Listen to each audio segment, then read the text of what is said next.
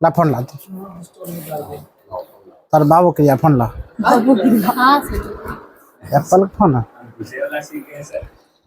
थोड़ा ध्यान दे बुआ।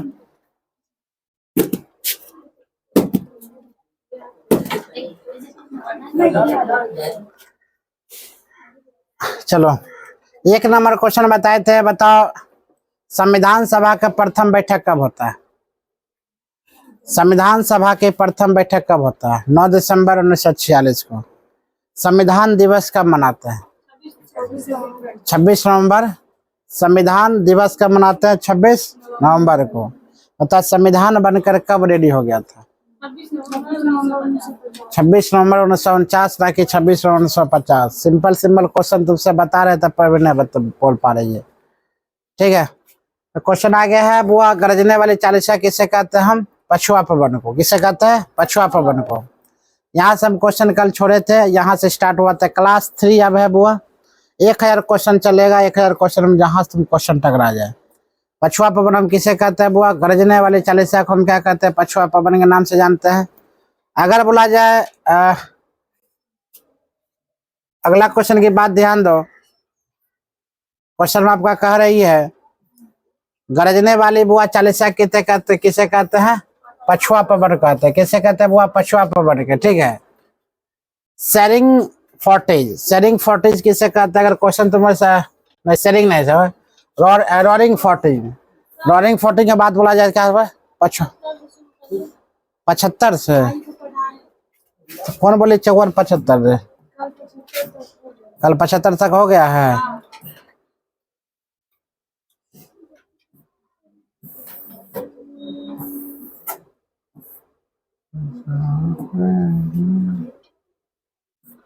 पचहत्तर तक हो गया ना?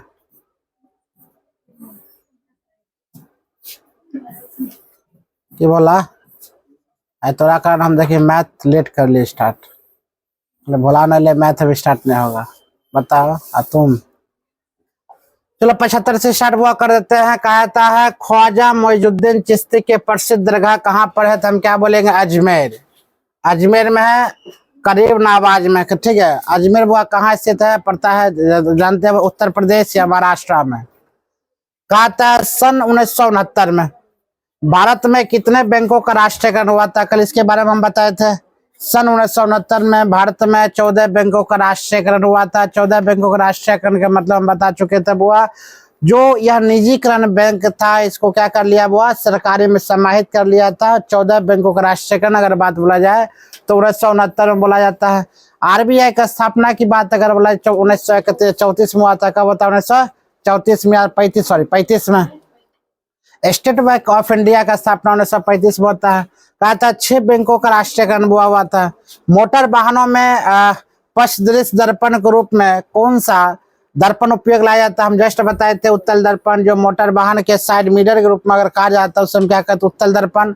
और हेडलाइट के रूप में आता है उसे हम क्या कहते हैं? वो अवतल दर्पण। याद रखना, हेडलाइट की बात बोला जाए, आगे वाली से बोला जाए दर्पण तो कौन क्या बोलेंगे? अवतल दर्पण। और साइड मिरर की बात बोला जाए उसे क्या कहेंगे? वो उत्तल दर्पण। साइड मिरर हम क्या बोलेंगे? उत्तल दर्पण। अगला क्वेश्चन की बात अगर बोलते हैं, नेक्स्ट क्वेश्चन कहा है तब वो ध्यान दो। मोटर की सीमा वोट की सीमा 21 वर्ष से घटाकर 18 वर्ष कर दी गई थी। कौन सा संशोधन बोलेगी? 61वां संविधान संशोधन 1989 में। कहा वो 1989 में। यानी कि पहले कितना था? 21 साल होने पर क्या दोगे बुआ? वोट दे सकती हो। लेकिन 21 साल से घटाकर कितना कर दिया था बुआ? 18 वर्ष कर दिया। कौन सा संशोधन बोलेगा? 61वां संविधान संशोधन 1991 की बात अगर बोला जाए बुआ, राजीव गांधी की मृत्यु होता है। 1991 में अगर बात बोलो जाए राजीव गांधी के मृत्यु हो जाता है। इसी प्रकार थोड़ा और पीछे चलते हैं तो 1984 की बात अगर बोले, 1984 की बात बोले तो methyl isocyanate gas, Bhopal gas कांड हुआ था जिसमें हजारों लोग बुआ मारे गए थे। मिथाइल आइसोसाइनाइट गैस याद रखना, यानी कि 1984 में यह घटना हुआ था, मिथाइल आइसोसाइनाइट गैस। ठीक है, अगला क्वेश्चन की बात अगर बोलते हैं बुआ, कहा था भारत के प्रथम गवर्नर जनरल कौन था? Warren Hasting. ये क्वेश्चन VVI क्वेश्चन है, कहीं ना कहीं तुम्हें क्वेश्चन पूछा जाएगा। भारत के प्रथम गवर्नर जनरल की बात बोला जाए तो भारत के प्रथम गवर्नर जनरल हम कौन बोलेंगे बुआ? वारेन हेस्टिंग, क्या बोलेंगे? Warren Hasting.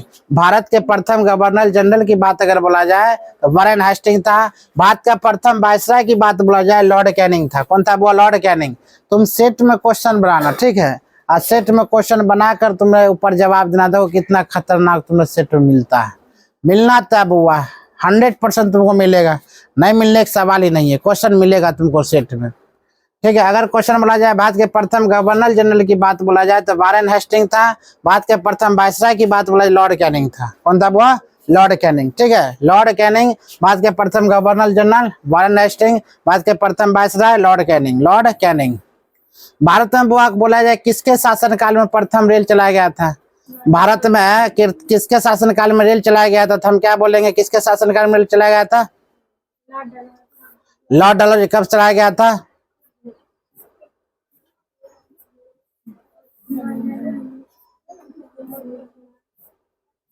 चलो ध्यान दो बुआ, क्वेश्चन कहती है जो मोहम्मद अली जिन्ना का घर भारत में कहाँ है? मोहम्मद अली जिन्ना की बात बोला जाए, इनका घर बुआ कहाँ स्थित है? मुंबई में। कहाँ स्थित है? मुंबई में। मोहम्मद अली जिन्ना के घर अगर बोला जाए तो कहाँ स्थित है? बुआ मुंबई में। कहाँ स्थित है? मुंबई में। अगला, भारत की सबसे बड़ी सुरंग जवाहर सुरंग किस राज्य में स्थित है? तो वो क्या बोलेगी? जम्मू और कश्मीर। क्या बोलेंगे? जम्मू और कश्मीर। याद रखना, जम्मू एंड कश्मीर है, दोनों अलग अलग राजधानी है। जम्मू कश्मीर के एक ही राजधानी वो श्रीनगर कहलाता है, लेकिन 6 महीना जम्मू का राजधानी या 6 महीना कश्मीर की राजधानी। ये बोलेगी 6 महीना जम्मू का राजधानी कश्मीर तो श्रीनगर रहता है, और 6 महीना किसका हुआ? कश्मीर की राजधानी कौन लगा? श्रीनगर। याद रखना है क्वेश्चन में, जम्मू एंड कश्मीर की राजधानी अगर बोला जाए श्रीनगर है, लेकिन श्रीनगर रहते हुए वो अंकित जब पंखा लेकर आते, जम्मू एंड क्या बोलेंगे वो कश्मीर, अलग अलग राजधानी कहलाता है, ठीक है। भारत का कौन सा राज्य नेफा के नाम से भी जाना जाता है? भारत का कौन सा राज्य नेफा के नाम से भी जाना जाता है? तो हम क्या बोलेंगे? अरुणाचल प्रदेश। क्या बोलेंगे बुआ? अरुणाचल प्रदेश। भारत का कौन सा राज्य नेफा के नाम से जाना था? हम क्या बोलेंगे? अरुणाचल प्रदेश। अरुणाचल प्रदेश के नाम से ही बुआ चाइना विवाद कर रहा है। अरुणाचल प्रदेश पहले किसमें था बुआ? तिब्बत में था। किसमें था? तिब्बत में। तिब्बत से सटा हुआ एक राज्य पड़ता है, उसका नाम हुआ क्या है? अरुणाचल प्रदेश। तिब्बत को हम क्या बोले तो क्या बताए थे? 1958 में क्या कर लेते हैं? वो हड़प लिया था। 1958 में हड़पने का काम कौन कर लिया था? वो चीन ने। किसने हड़प लिया था? चीन ने।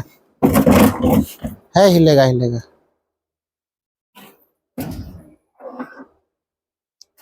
आगे ध्यान दो, तो कहा था वो लौंग पौधे के कौन सा भाग, लौंग पौधे कौन सा भाग प्राप्त होती है? पुष्प कलिका से। वो एक क्वेश्चन हमसे पूछा गया था 2019 के एग्जामों में, याद रखना, 6 साल क्वेश्चन पुराना है। क्वेश्चन पूछा गया था लौंग पौधे के कौन से भाग से प्राप्त होता है लौंग? तो पुष्प कली से। किससे बुआ? पुष्प कली से। अगला, पुष्प कली से में क्या प्राप्त होता है? लौंग। क्या प्राप्त होता है बुआ? लौंग। लौंग किससे प्राप्त होता है बुआ? पुष्प कली से। उधर करो हल्का। पुष्प कली से क्या प्राप्त होता है? लौंग। इलायची। इलायची। मसालों की रानी की बात अगर बोला जाए तो मसालों की रानी हम किसे कहते हैं बुआ? इलायची को। मसालों की रानी हम किसे कहते हैं? इलायची को कहते हैं। अगला क्वेश्चन की बात बोलते हैं, अवैध तबाद का सिद्धांत दिया था किसने? श्री शंकराचार्य ने। याद रखना, इलायची की पहाड़ियां बातें कहाँ स्थित है? तो इलायची की पहाड़ियां की बात बोला जाए तो भारत में वह कहाँ स्थित है? इलायची का पहाड़ियां क्या बोलेगी तुम? याद रखना, केरला को। किसे बोलेगी? केरला को। यानी कि छोटा छोटा जीके जीएस क्वेश्चन है, इंपॉर्टेंट क्वेश्चन सब है। 1000 क्वेश्चन का मतलब होता है अगर 1000 क्वेश्चन तुम पढ़ाई कर लेते हो तो कहीं ना कहीं अगर इंपॉर्टेंस अगर देखा जाए तो 30 से 50 के बीच क्वेश्चन तुमसे पूछने के चांसेस है, लेकिन पढ़ोगी तब ना याद रहेगा तुमको तब ना।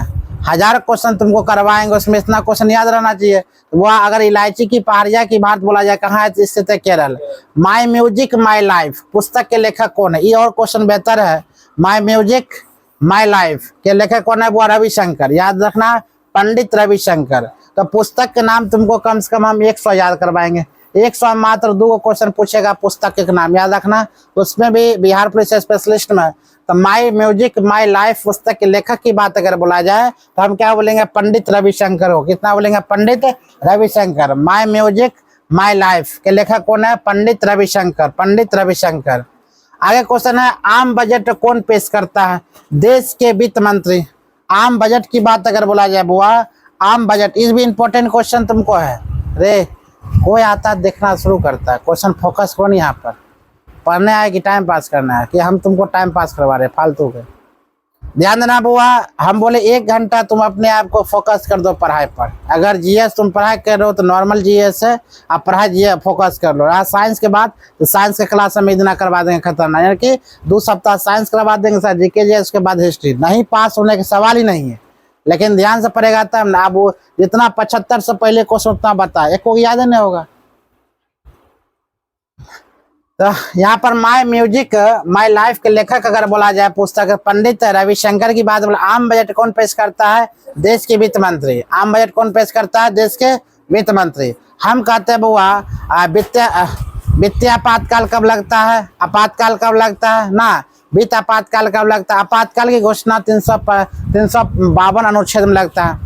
अगर आपातकाल अगर बोला जाए, आपातकाल की घोषणा अगर बोला जाए तो बोला जो वो आपातकाल के लगता है 352 अनुच्छेद।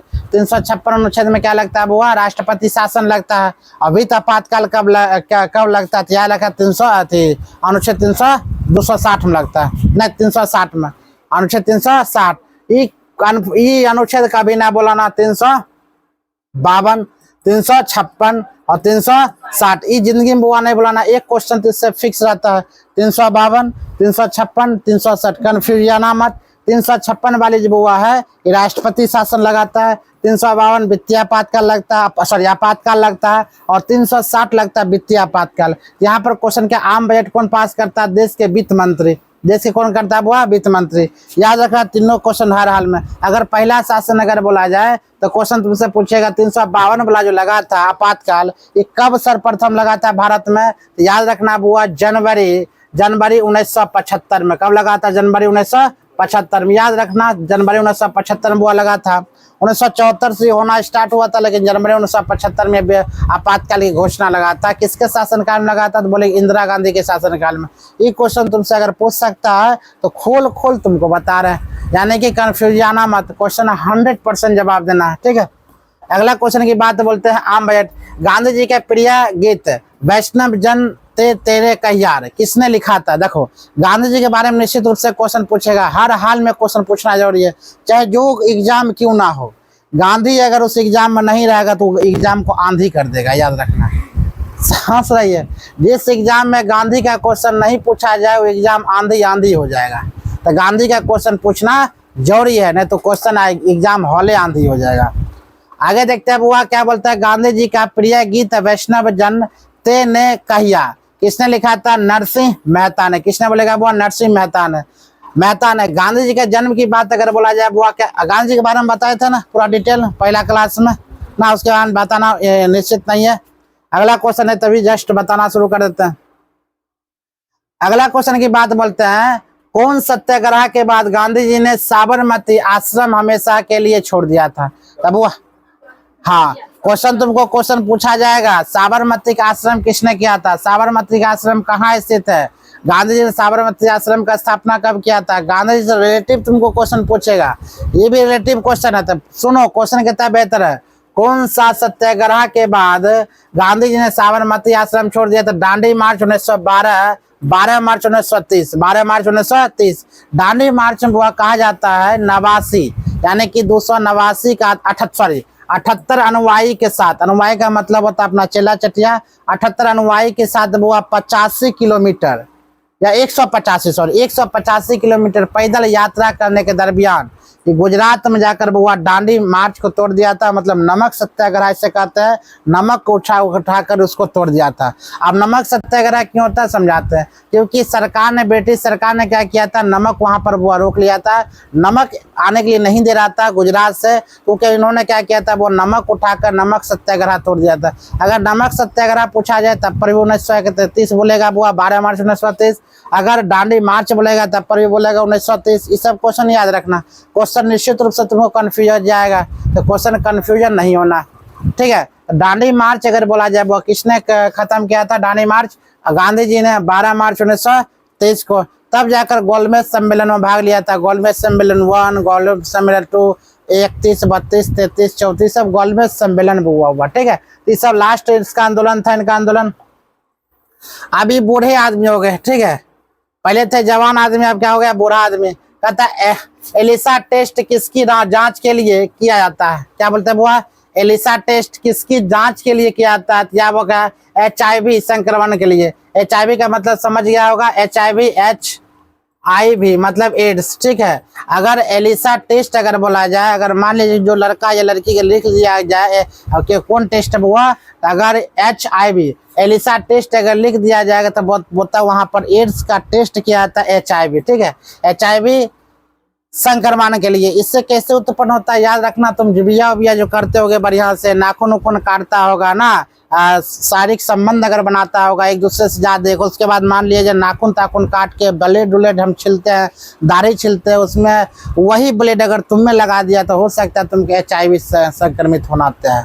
जरूरी नहीं एक ही कारण होता है HIV, ऐसा बात नहीं है। HIV के अनेकों कारण है, जैसे कि जिबिया छिलते, एक घर में अनेकों सदस्य हम रहते हैं, अनेकों सदस्य रहते हैं। अब वो एक सदस्य इधर उधर घूम रहा है बहुत ज्यादा, समझ जाओ। या होटल में हम कहीं जाते हैं, होटल में कुछ नहीं मिला, दूसरे के जिबिया मिलता है, उसी से हम छील लेते हैं, या नाखून काट लेते हैं किसी अलग अलग ब्लेड से, या नाई की दुकान पर जाते हैं ब्लेड छिलवाने के लिए कहीं अलग अलग। वो ब्लेड क्या करता है, गर्म पानी में नहीं धोता है, वही ब्लेड से एक ब्लेड के छिला, वही ब्लेड से हमने भी छिल दिया। अगर कट उठ जाता है, उसका ब्लड हमने संपर्क आ गया, HIV होने के ज्यादा खतरा होता है। याद रखना, HIV होने के ज्यादा खतरा इस सब से होता है, ठीक है। संक्रमण यहाँ वो फैलता है। HIV खतरनाक है। अगर HIV तुमको पाया जाता है, एड्स दिवस का मनाया जाता है 1 दिसंबर को। अगर HIV होता है तो उसका क्या परिणाम निकलता है, कैसे हमको पता चलेगा हमें HIV हो गया? तो शरीर का वजन जो है का हराक सुना गिर जाएगा, शरीर का वजन कम हो जाएगा, वह शरीर में थकावट अत्यधिक मात्रा में होगा। तुम सोएगा तब पर भी थक जाएगा, टहलेगा तब पर भी थक जाएगा, मतलब बैठेगा तब पर भी थक जाएगा, और शरीर का वजन एकाएक गिर जाएगा, डाउन हो जाएगा। समझ जाओ तुम्हें एड्स हो जाता है। उसके बाद मान लिया जाए जैसे कैंसर होने के, कैसे तुमको पता चलेगा कि हमें कैंसर ही है? तो पता लगाने का एक छोटा सा सिंपल तरीका, ब्लड कैंसर अगर होता है तो नाक से खून आना शुरू हो जाएगा, मुंह से खून आना शुरू हो जाएगा। मतलब जब तुम ज्यादा खोखी करेगा तो उसमें क्या आएगा, खून। तो समझ जाओ उसमें टेस्ट तुरंत करवाओ। उसके बाद शरीर अत्यधिक मात्रा में थक जाएगा, मोटापा हो जाएगा, कोनो शरीर में पतला हो जाता है। समझ जाओ शरीर में आकस्मिक अगर वृद्धि होना शुरू हो गया, अगर शरीर में खतरनाक वृद्धि होना शुरू हो गया, शरीर में खूब मतलब थकावट होना शुरू हो गया, समझ जाओ कुछ न कुछ अंदर प्रॉब्लम है। अगर मान लो शरीर में सोते वक्त अत्यधिक मात्रा में पसीना चलावे, सोते वक्त अत्यधिक मात्रा में पसीना छूट रहा है, तो मतलब समझो तुम्हारे अंदर कुछ न कुछ तो है। जैसे कल के डेट में एक बच्चा के पिताजी मर गए थे। बोले कि मतलब 10 से 11 बजे रात तक वो उन्होंने बात किए, 10 से 11 बजे रात तक उन्होंने बात किए। परम मित्र उनका था, 10 से 11 बजे तक बात किया। सुबह जब 6 होता है तो पता चलता है कि परम मित्र नहीं रहा। तो बताओ उसको कितना बड़ा ठेस लगा होता है, चोट लगा हुआ है। भाई 11 बजे तक हम बात किए, सुबह जब उठते तो बोलता क्यों नहीं रहे। ऐसा कैसे हो सकता है? ऐसे कैसे मृत्यु होता है? हम ऐसा मृत्यु 2-3 गो बुआ मृत्यु देख चुके हैं। मृत्यु का रीजन मात्र एक है, या तो सोते वक्त सपना खतरनाक बुआ आ जाता है, उसमें हार्ट अटैक आ जाता है, या मान लीजिए लू लगल रहता है, लू लगा लो बच्चा का, अगर लू लग गया 2-3 दिन तक उसका तबीयत खराब रहेगा, तुम्हें लू लगा हुआ तुमको पता नहीं चल रहा है, पानी पर पानी चढ़ा दिया 2-4-10 बोतल, समझ जा हो सकता है मृत्यु का डर है। हो सकता है ब्लड जो परिवहन कर रहा है 23 सेकेंड में वही बंद हो जाए, तो बहुत बड़ा रीजन होता है।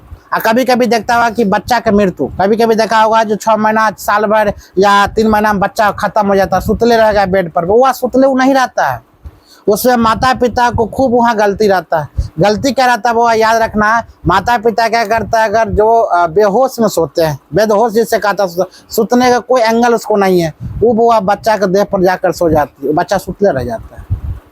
नाक अब हाथे दबा गया बच्चा के ऊपर, समझ सकते हो, नाके को अंदर आ गया हाथ, वो बच्चा खत्म हो जाता। तो कई घटना हम देख चुके हैं, बच्चा सुतले रह जाता है। रीजन है कहाँ सुतल रहेगा, इसीलिए बच्चा के जब भी सुलाब हुआ तो तकिया से कम घेर दिया करो, उधर माता इधर पिता, मस्त बच्चा सेपरेट रहेगा। समझ में? ये सब छोटा छोटा गलती बड़ा कांड हो जाता है। चलो अगर देखते हैं तो HIV से बुआ संक्रमण के लिए कौन सा टेस्ट किया जाता है? ELISA test. कौन सा टेस्ट? Elisa test. याद रखना, अगर एलिसा टेस्ट तुम्हारा हो रहा है इसका मतलब तुम कौन सा संक्रमित हो सकते हो? HIV से। याद रखना कौन सा बुआ? HIV से। अगले भेड़ का प्रथम प्रतिरूप डोली किसने तैयार किया था? भेड़ का प्रथम प्रतिरूप डोली किसने है? तो इयान विल्मेट ने 1996 में। कब किया था वो? 1996 में। भेड़ का प्रथम प्रतिरूप की बात अगर बोला जाए डोली किसने तैयार किया था, तो हम क्या बोलेंगे? यान वेल्टमेट। क्या बोले? 1996 में। आगे प्रसिद्ध चित्र बनी ठने की शैली का आधारित है। देखो ये क्वेश्चन देखने के लिए नहीं लग रहा है, तो यही क्वेश्चन तुमसे क्वेश्चन कहीं ना कहीं देख लेगा तो बोलेगा भाई देखल क्वेश्चन नहीं है। जो बात है ये सब क्वेश्चन देखल क्वेश्चन नहीं है, जो देखा हुआ क्वेश्चन नहीं है। अक्सर क्वेश्चन पूछा आता है, जो क्वेश्चन ज्यादा पूछा गया वो भी क्वेश्चन पूछा आता है। क्यों? कंफ्यूजन करने के लिए टोटल बच्चा। क्योंकि बच्चा तुम्हें कितना मालूम है, अगर स्पेशल सिपाही की बात बोला जाए 17 लाख बच्चा, अब 17 लाख बच्चा में कैसा कैसा बच्चा, मात्र इसमें 3 लाख बच्चा तुम्हें पढ़ने वाला है, याद रखना। 17 लाख बच्चा, मात्र 3 लाख बच्चा इसमें पढ़ने वाला है। तुमको लगेगा बिहार का सब बच्चा पढ़ने वाला, ऐसा बात नहीं है बुआ। 17 लाख बच्चा में 3 लाख बच्चा पढ़ने वाला है, और यही 3 लाख बच्चा में 1.5 लाख तुमको बच्चा मिलेगा हम जैसे व्यक्ति। हम पहले बता चुके हैं, यही 3 लाख बच्चा में लड़का लोग क्या मिलेगा, हम जैसे बच्चा 1.5 लाख मिलेगा। आप बच्चा का अगर 20,000 सीट है, 20,000 में अगर 10,000 इसमें लड़का के है, 10,000 लड़की के है, हम जैसे लड़का मिल गया इसमें 1.5 लाख बच्चा, तो समझ जाओ तो हम जैसे लड़का पास होंगे कि ना। क्या छोटा मोटा लड़का लगता है कि जो रेस में नया नया वो पास कर जाएगा? नहीं पास करेगा।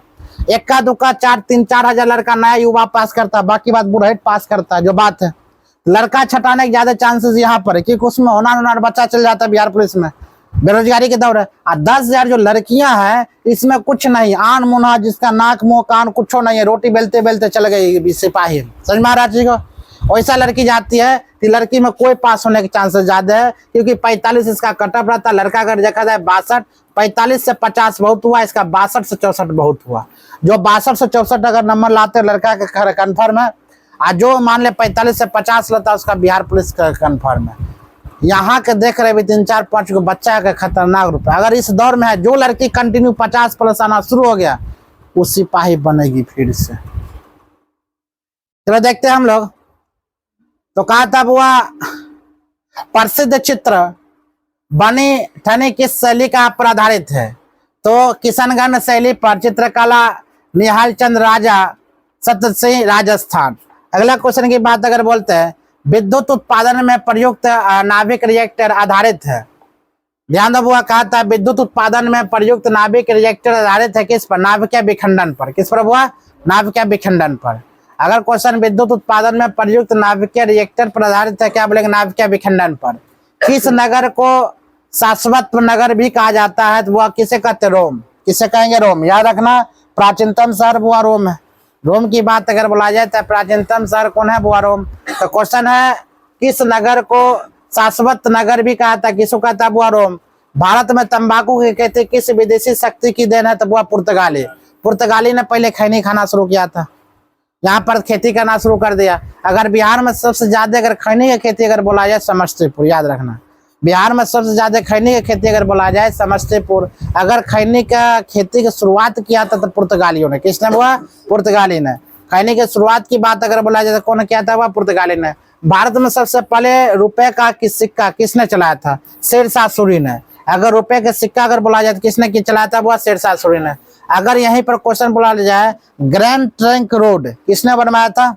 जो अभी NH के नाम से जाना जाता है, ग्रैंड ट्रंक रोड वो किसने बनाया था? शेरशाह सूरी ने। कहाँ से बनाया था? वो कलकत्ता से। सोनार के दुकान से स्टार्ट किया था उन्होंने ग्रैंड ट्रंक रोड बनाने के लिए, और बिहार तक वो बनाते लेकर चला शेरशाह सूरी ने। तो सिक्का का अगर बोला जाए प्रचलन किसने किया था, आविष्कार किसने किया था? हम क्या बोलेंगे? वो शेरशाह सूरी ने। भारत में सबसे पहले रुपये का सिक्का का चलाया था किसने? शेरशाह सूरी। किसने चलाया था? वो शेरशाह सूरी। याद रखना। आगे है 1998 में पोखरण में आणविक परीक्षण करने के प्रक्रिया कूट नाम के ऑपरेशन शक्ति। ऑपरेशन व शक्ति 1998 में पोखरण में आणविक परीक्षण करने की प्रक्रिया का कूट नाम क्या हुआ? क्या बोलेगा? ऑपरेशन शक्ति। क्या बोलना? ऑपरेशन शक्ति। आगे क्वेश्चन पर ध्यान दो। कहा जाता है मैं ही राज हूं। ये क्वेश्चन बुआ याद रखना 2023 में पूछा गया था। 2023 में पूछा गया था मैं ही राज हूं और मैं ही शब्द ही कानून है। यहाँ कथन किसका है? मतलब मैं ही राज हूं मैं ही शक्ति हूँ। यह कथन किसने कहा था? वो लुई 16 का कहा था। अगर बोला जाए किसका? वो लुई 14 का, फ्रांस का था। वो किसका है? लुई 14 का। मैं ही राज हूं और मैं ही शब्द, इस कानून का यह शब्द कथन किसका? क्या बोलेगा? लुई 14 का। राइट्स ऑफ मैन नामक पुस्तक की रचना किसने किया था? थॉमस पेन ने। थॉमस पेन ने। ऑन माई क्वेश्चन सब याद कर लेना, इंपॉर्टेंट क्वेश्चन है, तुमसे पूछा जाएगा और तुम हम 100% याद रखना, सेट मारने की कोशिश करना। तो राइट्स ऑफ मैन नामक पुस्तक की रचना किसने किया था? हम क्या बोलेंगे? वो थॉमस पेन। किसने किया था? थॉमस पेन ने। क्या बोलेगा? थॉमस पेन ने। क्या बोलना है?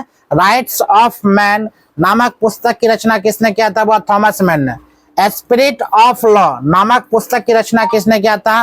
मॉन्टेस्क्यू। ठीक है, स्पिरिट ऑफ लॉ नामक पुस्तक की रचना किसने किया था? वो मॉन्टेस्क्यू। याद रखना, क्या बोलेगी? Montesquieu, Montesquieu. क्या बोलना? स्पिरिट ऑफ लॉ नामक पुस्तक की रचना किसने किया था? Montesquieu, Montesquieu. अगला क्वेश्चन की बात बोलते हैं। क्वेश्चन है वो, भारत में पहली नियमित जनगणना किसके काल में हुई थी? भारत में पहली नियमित जनगणना की बात बोला जाए तो भी क्वेश्चन इंपॉर्टेंट है। लॉर्ड रिपन 1861 में, 1881 में भारत में पहली नियमित जनगणना की बात बोला जाए किसके काल में हुआ था? लॉर्ड रिपन 1851 में। आम चुनाव की बात अगर बोला जाए, भारत में प्रथम आम चुनाव, आम बजट की बात बोला जाए, वही भी डेट याद रखना 1952 में। अगर बोला जाए भारत में प्रथम आम चुनाव कब होता है तो हम क्या बोले? 1952 में। अगर यही पर क्वेश्चन की बात है, भारत में पहले नियमित जनगणना किसके काल में हुआ था? क्या? Lord Ripon 1881, Lord Ripon 1881। ये सब याद रखना। नृत्य करते हुए लड़की की कांसे की मूर्ति कहाँ से प्राप्त हुई है? नृत्य करते हुए, जैसे कि नटराज की मूर्ति ना देखी है, देखा होगा नटराज की मूर्ति, कभी कभी देखा, और नृत्य करते हुए मूर्ति, उसी में मिला है नटराज की मूर्ति। तब वह नृत्य करते हुए लड़की की मूर्ति कांसे की मूर्ति कहाँ से? इसमें दो क्वेश्चन छुपा हुआ है। नृत्य करते हुए लड़की की मूर्ति किसकी बना हुआ? कांसे की बना हुआ। ये मूर्ति कहाँ से प्राप्त होती है? मोहनजोदड़ो, पाकिस्तान। मोहनजोदड़ो खोज किसने किया था? दयाराम साहनी ने। मोहनजोदड़ो खोज किसने किया था? ओ हड़प्पा किया था। हाँ, रखालदास बनर्जी ने मोहनजोदड़ो खोज किया था 1922 ईस्वी में। मोहनजोदड़ो की खोज किसने किया था? वो रखालदास बनर्जी ने। अगला क्वेश्चन की बात अगर बोले यार का मोहनजोदड़ो की खोज किसने की थी? देखो, रखालदास बनर्जी 1992 में। कब? 1992 में। मोहनजोदड़ो की खोज की बात बोला जाए किसने किया था? वो रखालदास बनर्जी ने 1992 में। बोला उचित के तरफ बिली बिलाल।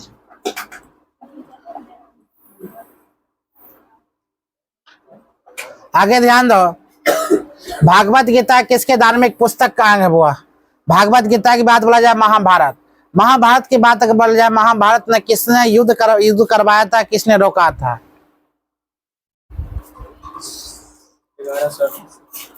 नहीं जा रहा था, कई बात मार दो।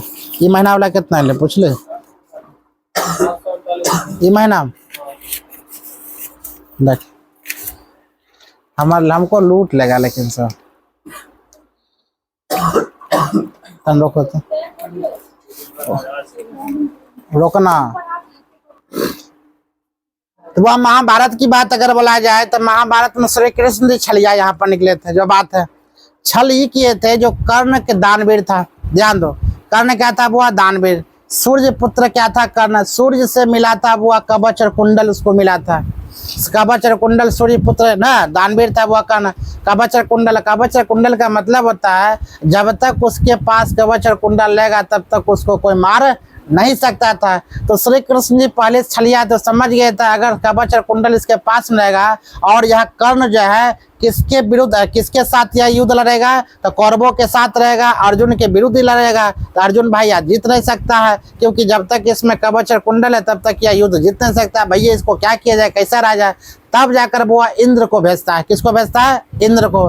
का मतलब कौन भेजता है? तो भेजता है वो श्री कृष्ण जी है, इंद्र को। अब बोलता है जाइए आप, उन कर्ण दानवीर है, वहाँ आपको सब कुछ मिल जाएगा, जाइए। तो कर्ण के यहाँ जाता है, बोलता है कि हमें कुछ चाहिए, उपहार चाहिए। बोलता बताइए आपको क्या दे? पूरा जमीन लिख दे। बोलता नहीं हमको जमीन नहीं चाहिए। पूरा हाथी दे दे, संसार के पूरा हाथी। नहीं हमको भी नहीं चाहिए। क्या हम अपना गर्दन निकाल के काट के आपको चरणों में दे दे? इंद्र को कहता है। कौन? कर्ण। बोलता हमें वो भी नहीं चाहिए। तो क्या दे बताइए? तो बताओ, छल तो है ही था। छल कृष्ण जी छल कर रहे थे, इंद्र को भेजा था, बुआ बढ़िया ही भेजे थे। बोलता हमें कवच और क्या चाहिए? कुंडल चाहिए। आप है दानवीर, आज सूर्य को उपासना कर रहे थे, लाते वक्त जो उससे मांगे वो दे जाते हैं। तब कर्ण बोलता है हम जानते ही लीला किसका है, इस संपूर्ण लीला किसका है? श्री कृष्ण का है, वही रचा हुआ है। इनका क्या क्षमता है हमसे क्या मांग ले?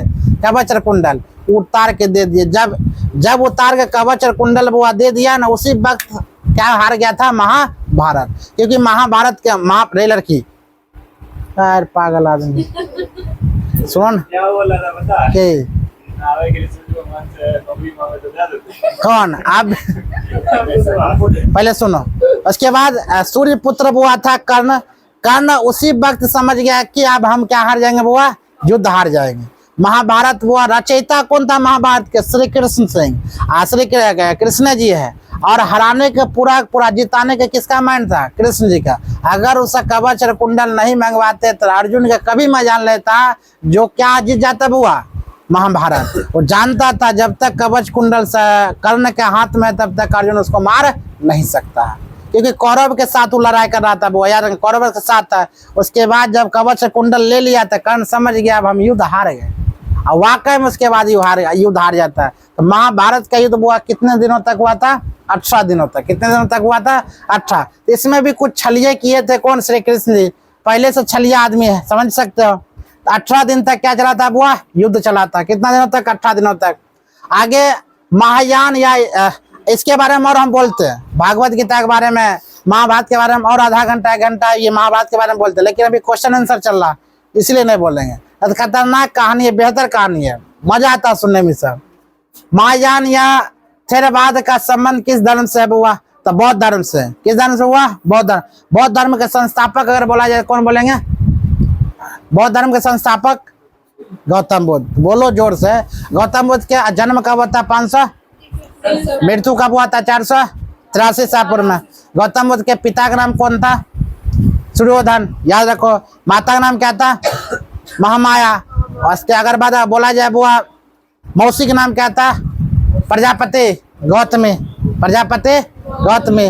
बता अगर गौतम बुद्ध का जन्म कहाँ हुआ था? लोबनी में, गुड, नेपाल लोबनी में, जंगल में वो हुआ था, याद रखना। उसके कितने दिनों बाद उसके माताजी मर गए थे? 7 दिन बाद। कितने दिन बाद? 7 दिन बाद। ये सब याद रखा करो। जीएस बहुत आसान है, बहुत छोटा छोटा जीएस है। जीएसओ याद करने में कुछ भारी बात है नहीं बुआ। सबसे आसान की बात अगर बोला जाए तो हमें क्या लगता है? जीएस।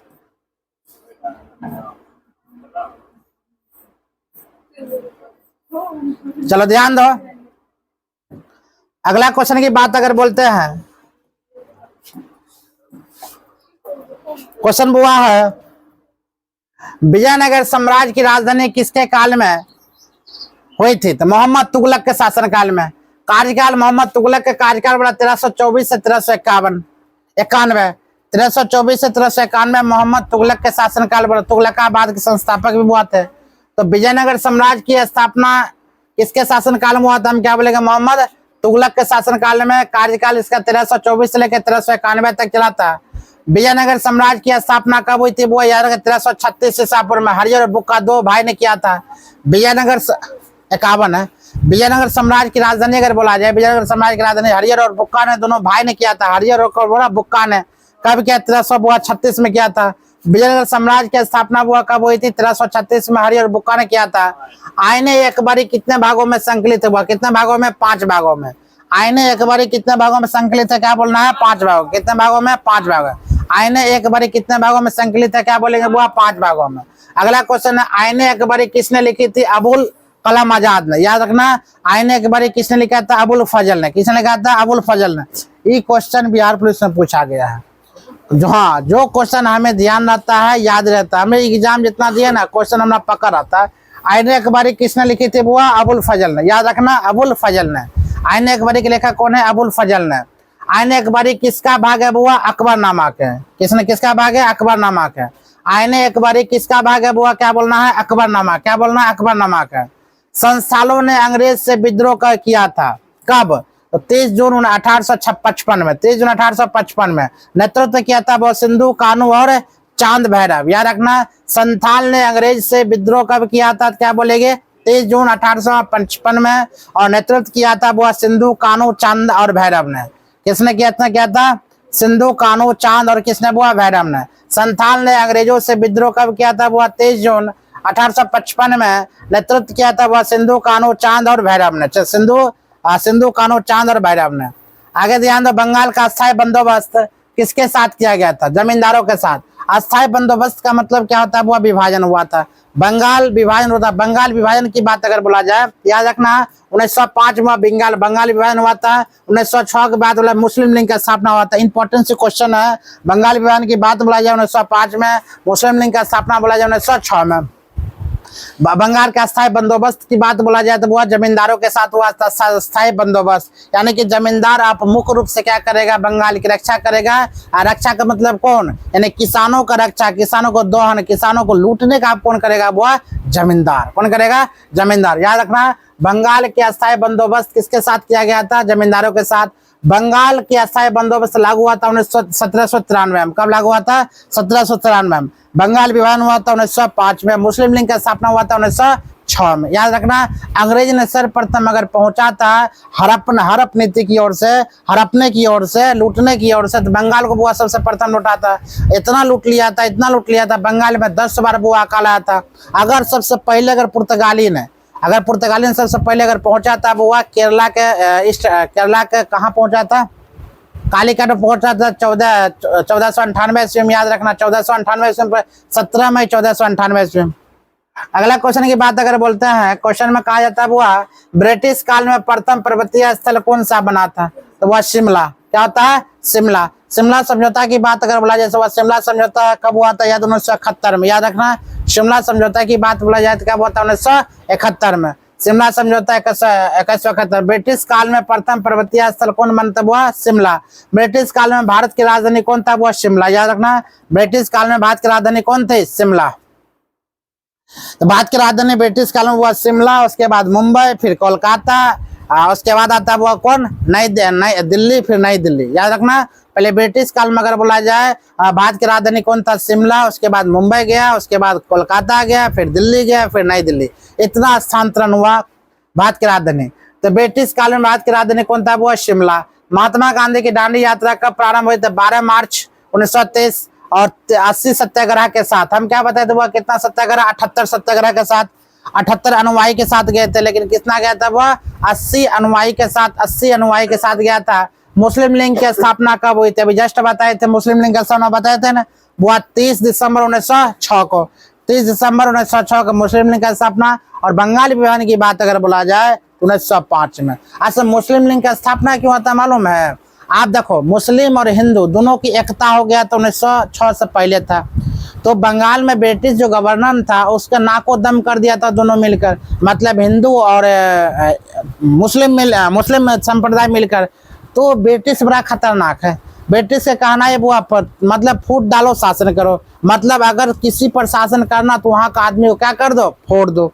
समझ मारा, फूट डालो का शासन करो की नीति था। अगर तुमने गोतिया को हमको नहीं भारा, बहुत बेहतर गोतिया, तो हम क्या करेंगे, वहां पर आग लगा देंगे, दोनों को अलग कर देंगे और दोनों खून करवा देंगे। उसी प्रकार अंग्रेज की नीति था, फूट डालो शासन करो। तो हिंदू और मुस्लिम दोनों एक संप्रदाय था, दोनों एक साथ खाते पीते, हर एक काम एक साथ किया करते थे। तो यहाँ जो था बंगाल में ब्रिटिश साम्राज्य को यह चीज अच्छा नहीं लगा, क्या किया, मुस्लिम को अलग कर दिया, मुस्लिम को बढ़ा चढ़ा कर क्या कर दिया, अलग कर दिया। तुम लोग को अलग हम सब कुछ करेंगे आप लोग। तब मुस्लिम लीग का स्थापना किया था 1906 ईस्वी में। लेकिन अब बंगाल विभाजन 1905 में, बंगाल विभाजन 1905 में हुआ, जैसे हुआ था लॉर्ड कर्नल ने, लॉर्ड क्राइव होता है, 1911 में इसको रद्द कर दिया। तुमको क्वेश्चन देखने को मिलेगा ये सब क्वेश्चन। तो अगर क्वेश्चन कहते हुआ मुस्लिम लीग की स्थापना कब हुई थी, 29 दिसंबर 1906 में बांग्लादेश ढाका में हुई थी। बुआ याद रखना इसका नेता आगा खां था, सलीमुल्लाह खां था, मोहम्मद अली जिन्ना था। तो अगर इसका नेता की बात बोला जाए आगा खां, सलीमुल्लाह खां, मोहम्मद अली जिन्ना, तुमको ये डेट कभी याद नहीं रहेगा कोई दिक्कत नहीं, लेकिन तुमको मिलान करने वाला चीज रहेगा। मुस्लिम लीग की स्थापना कब हुई थी, जब मुस्लिम लीग की स्थापना हुई थी उस समय नेता कौन कौन था। तो नेता की बात अगर बोला जाए तो कौन था, वो आगा खां, सलीमुल्लाह खां, मोहम्मद अली जिन्ना। ये क्वेश्चन बात इंपॉर्टेंट है, ये तीनों नाम याद कर लेना, तुमको मिलान करने में सुविधा होगा। क्योंकि एक साइड देगा बंगाल, एक साइड कुछ और जैसा, दोनों बोलेगा मिलान करने के लिए। अगर नहीं जानोगे तो वो मिलान कैसे करेगा। या तुमको क्वेश्चन दे सकता है मुस्लिम लीग की स्थापना कब, 30 दिसंबर 1906 में हुई थी, उस समय प्रमुख नेता कौन था, बोल सकते हैं यहाँ पर आगा खां, सलीमुल्लाह खां, मोहम्मद अली जिन्ना बोलेगा, इनमें सभी, इनमें से कोई नहीं। क्या आंसर देगा, तीनों का नाम जानेगा तब इनमें सभी देगा। तो क्वेश्चन इस प्रकार से हमको क्वेश्चन पूछा जाता है। अगला क्वेश्चन की बात अगर बोला जाए क्वेश्चन ध्यान दो, कहा तब हुआ किस अधिवेशन में कांग्रेस और मुस्लिम लीग में समझौता हुआ? तो 1916 में लखनऊ समझौता। याद रखना, किस अधिवेशन में कांग्रेस और मुस्लिम लीग की समझौता हुआ? 1916 लखनऊ समझौता। कांग्रेस का स्थापना की बात अगर बोले तो मुस्लिम लीग का स्थापना हुआ तो बोले 1906 में, यानी कि 30 दिसंबर 1906 में। और कांग्रेस का स्थापना बताए 1885 में, ये वही ह्यूम ने किया तब हुआ। और वहीं पर किस अधिवेशन में कांग्रेस और मुस्लिम लीग का स्थापना की बात बोला जाए? 1916 में लखनऊ समझौता। क्या बोलेगा? 1916 में लखनऊ समझौता। याद रहेगा, 1916 में लखनऊ समझौता। याद रखना। तो क्वेश्चन डाटा याद करो, जितना तुमको डाटा याद रहेगा ना। अभी हम क्या याद कर बोल रहे हैं, हम फिर से रिविजन कर दिए 395 अनुच्छेद याद करना, जो कि बहुत अनुच्छेद हमको फिर से रिवीजन करना पड़ता है, नहीं तो भूल जाते हैं। हर टीचर, हर विद्यार्थी की रिवीजन करना जरूरी है। जो पढ़ना बंद कर दिया वो पढ़ना बंद कर देगा। याद रखना, जो पढ़ना बंद कर दिया वो पढ़ना बंद कर देगा, उसका एग्जाम निकलेगा नहीं। समझ में आ रहा है? रिवीजन करना बहुत जरूरी है। तो आगे लेकर चलते हैं। मुस्लिम लीग ने सीधी कार्यवाही दिसंबर कब मनाया था? वो तो 16 अगस्त 1946 को, ग्रेट कलकत्ता दंगा। यानी मुस्लिम लीग ने सीधी कार्यवाही दिवस सॉरी गलती हो गया, मुस्लिम लीग ने सीधी कार्यवाही दिवस कब मनाता है? वो 16 अगस्त को ना। कब मनाता है? 16 अगस्त को, यानी कि 1946 कलकत्ता दंगा। ठीक है। भारतीय संविधान सभा का निर्माण किस योजना के अंतर्गत होता है? ये भी इंपॉर्टेंट है, कैबिनेट मिशन योजना। नवंबर 1946 वह योजना तैयार होता है। आज बैठक होने वाली है, तो पहली बैठक होता है 9 दिसंबर को। पहली बैठक कब होता है? 9 दिसंबर को। पहला क्वेश्चन मेरा यह था, संविधान सभा की प्रथम बैठक कब होती है? तो 9 दिसंबर को। तो यहाँ पर क्वेश्चन क्या करिए, ध्यान रखना।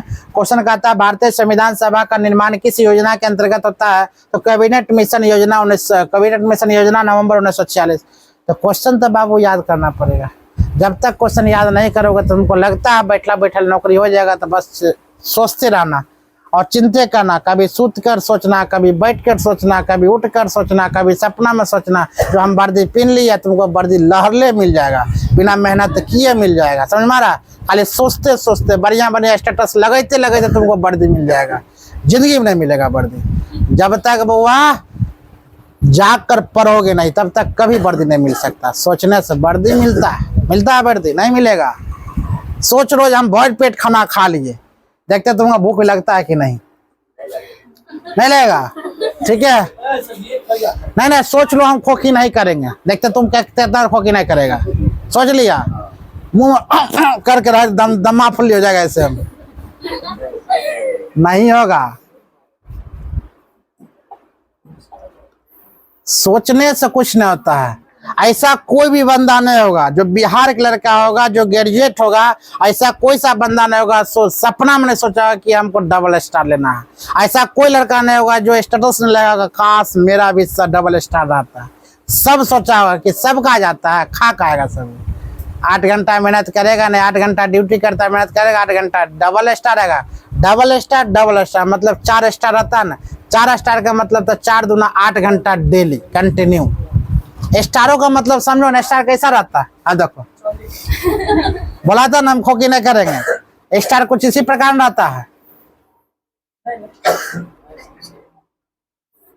ये क्या बन गया रे?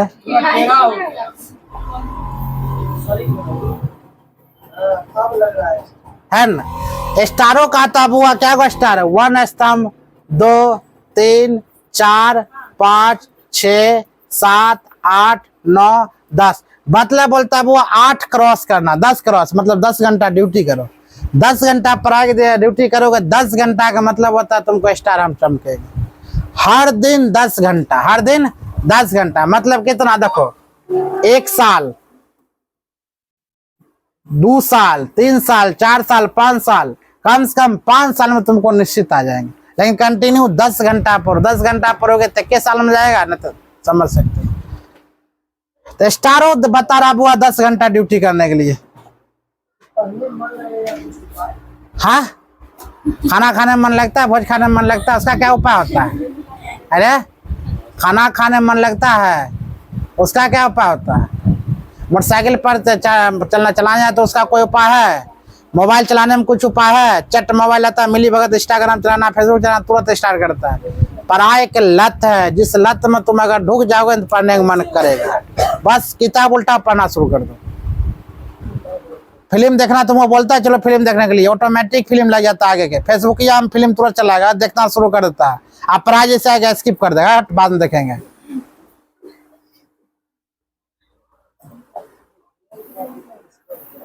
कोई चीज का लत लगता है ऑटोमेटिक वो सबका लत लग जाता है, लेकिन पढ़ाई में क्यों तू समझता लत लगेगा? अच्छा एक बात बता दीजिए, सब धरती पर तेजी थोड़ी होती बिल्कुल सब धरती पर तेजी होता है। चाइना का आदमी की चल जाओ सब स्ट्रांग है, है, तनी तनी होगी। तनी तनी होता है। मन मारे तो कोई नहीं होगा। ध्यान दो, भारत के अंतिम वायसराय कौन थे? वो लॉर्ड माउंटबेटन। तुम लोग का खाली यही काम में है, क्या करना है मालूम है? गलथोतरी करना, इसके अलावा कुछ नहीं कर सकता है। फाल्ट मार सकता है, 10 गो लड़का में बैठ के फाल्ट जितना डिग हाँकना हाँक सकते हैं, और कुछ नहीं कर सकते हैं। यह करेंगे वह करेंगे, बाघ मारेंगे, हरिन मारेंगे, सिंह मारता है को कुत्तों बिलाई में। तो डिंग हाँकना सबसे प्रथम, अगर नौकरी निकालना तो डिंग हाँकना बंद करो। सबसे प्रथम ब्राई करना बंद कर दो, जो हम ही करते। देखो चलिए यहाँ पर स्टॉप कर दे, 122 तक याद रखना, ठीक है? अब मैच चलेगा।